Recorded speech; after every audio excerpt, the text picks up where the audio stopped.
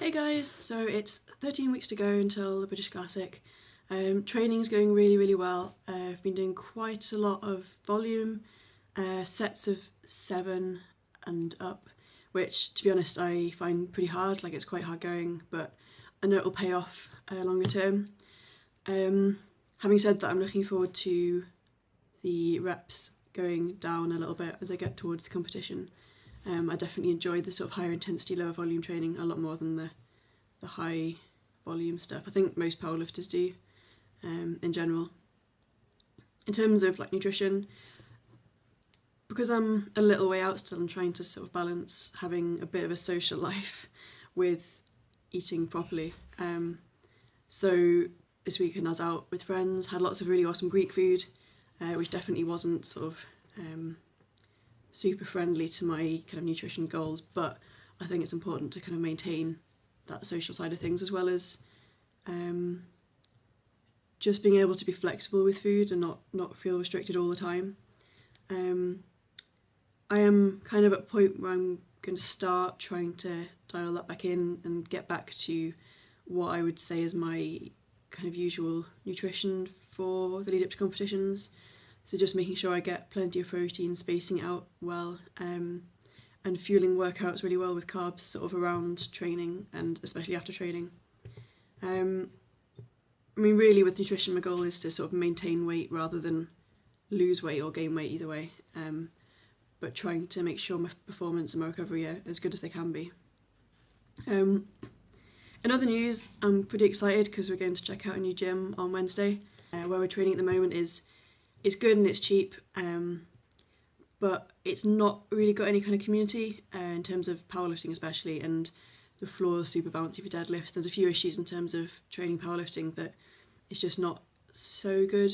I spend a lot of time there and it would be really nice to find somewhere with a bit of a nicer sort of atmosphere. And we have found this gym, we haven't been there yet. So yeah, we're going to go and check it out on Wednesday.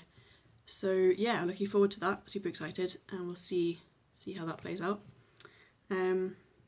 What I kind of really wanted to talk about was I don't usually use MyFitnessPal or other sort of apps to track my food, but I decided last night that I would try tracking today everything that I was planning on eating and will be eating.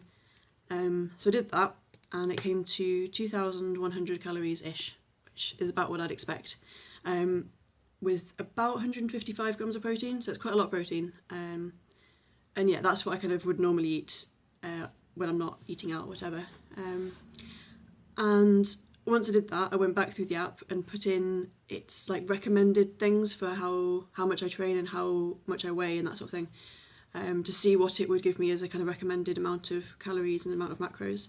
So I went through all this, and I put in how much training I did. So I said I put in 5 times a week for 2 hours each session, so it's quite a lot of training. And I came back saying I should eat 1,200 calories.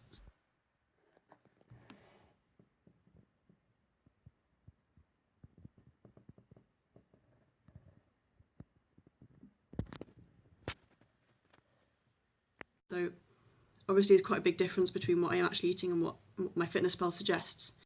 I suppose what I'm trying to say is that you should always be really careful about these sorts of apps, because although they do take into account a lot of factors, actually, I mean, if I went by what it was telling me to eat, I wouldn't only lose weight, but I'd lose a lot of weight and probably lose quite a lot of muscle as well. So especially if you're into lifting and especially if you're getting started, I think it's really important to be careful about how much you take these things for granted and sort of assume them to be correct. So I'd suggest either talking to somebody who's been through it and who knows a bit more about nutrition, or even just doing some research on the internet. There's a lot of resources out there where you can have a look and find out what's kind of an appropriate level of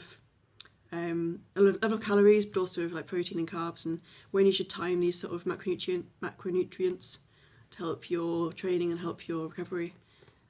I was just really surprised at quite how low. I mean, it's almost half of what I'm actually eating is what it's recommending for me. I suppose I should also mention that I'm not suggesting that MyFitnessPal or other similar apps or websites, whatever, are not a good thing. Like, I mean, I do use it and it's useful to see what I'm eating. I also use it quite a lot, so if I know I have to have 50 grams of carbs-ish after training, I can use it to find out how much pasta to have, how much like sweet potato to have, whatever it's going to be.